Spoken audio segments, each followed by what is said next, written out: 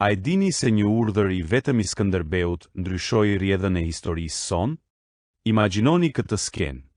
Ushtria osmane, e stërmadhe në numër, po afrohej kërcënuese.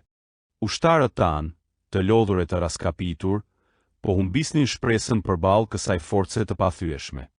Por në atë moment vendimtar, gjeniu ushtarak i Skënderbeut shkëlqeu.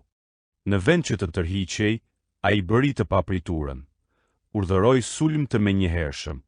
Duke shfrytëzuar çdo shkëmbë, çdo pemë të tokës shqiptare, ushtarët tanë u derdhën si rufeja nga pyjet dhe malet.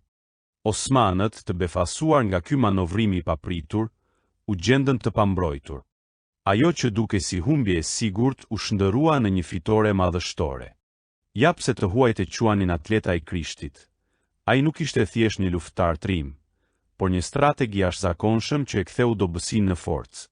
Nëse ju pëlqeu kjo histori frymëzuese nga trashëgimia jon, mos harroni të ndiqni kanalin ton për më shumë episode të tilla që tregojnë madhështinë e historisë shqiptare. Faleminderit që ishit me ne.